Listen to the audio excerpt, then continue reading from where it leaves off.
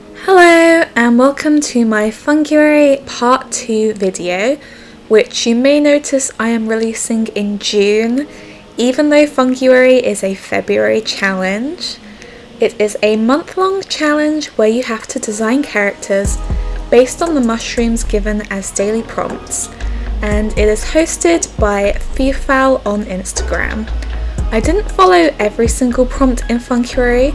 I actually only did 4, and the first one you'll see on this video is the Parrot Waxcap mushroom.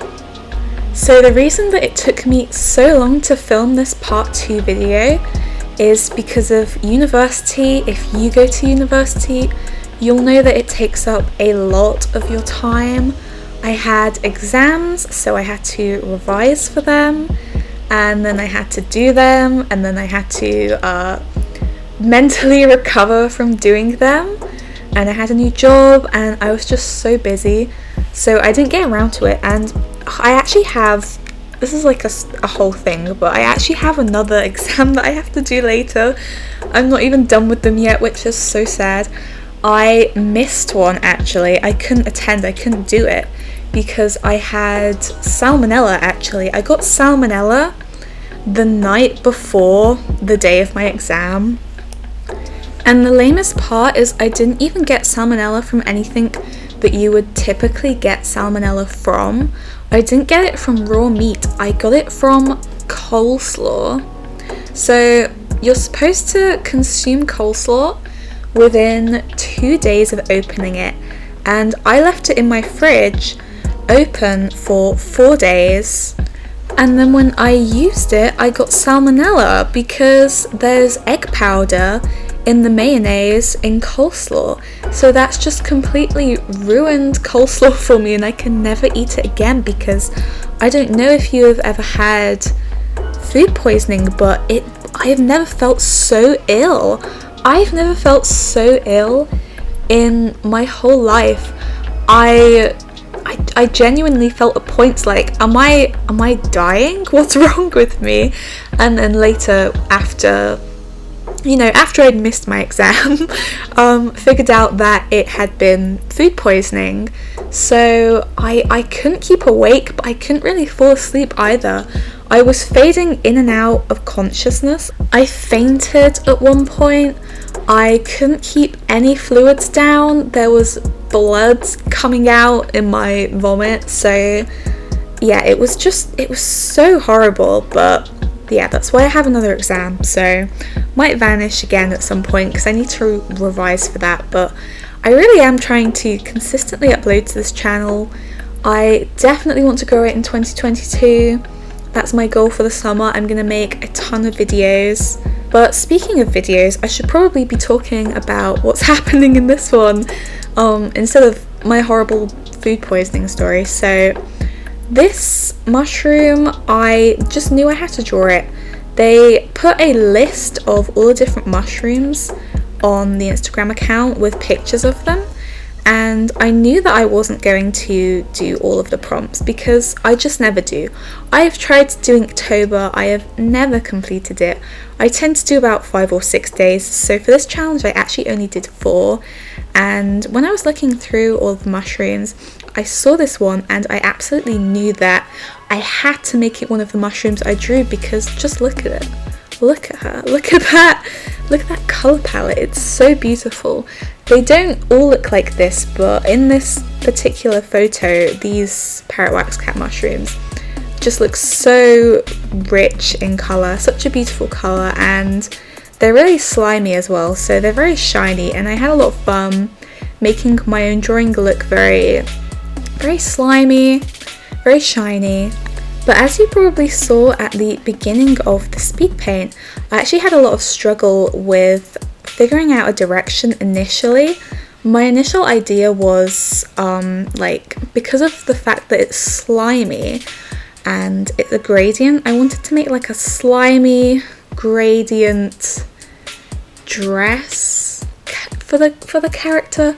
I can't really explain it, but if I can find like a high fashion designer who's made something similar to what I have in mind, I could put a photo up and you can kind of see what I mean by that. But I was struggling a lot with it. It just wasn't turning out until I found this reference, this pose reference, which just really saved the day. It really gave me a full idea of where I wanted to go with this, and it didn't end up going in the direction that I wanted to, but I still kind of did have the ruffly thing that I had in mind happen along like the top of her dress.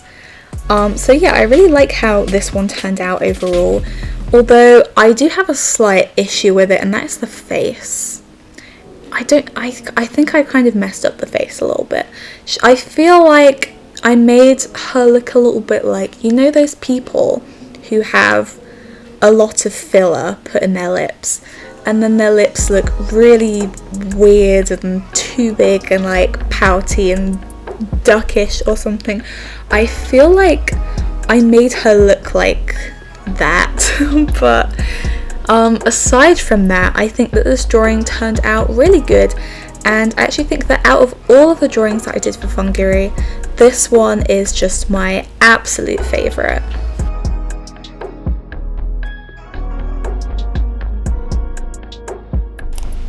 So the second mushroom of this video and the final mushroom of Funguary is the Verdigris agaric.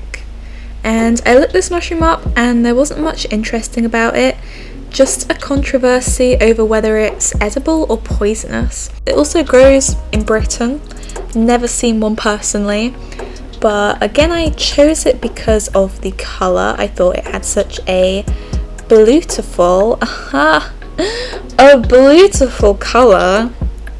and I was inspired by the weird little, I don't know what you would call this, I don't know mushroom terminology. There's the cap, and then below it there's like a little circular thing, and it kind of reminded me of like a collar, sort of like a collar that would be worn in medieval times, you know what I mean?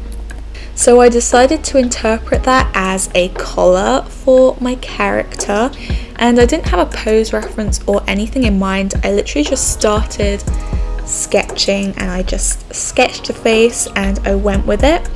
And lately I've been really inspired by some of Lois's videos. She is an artist who, if you don't know who she is and you are an artist yourself, then I don't know what rock you're living under, but she is a very famous artist.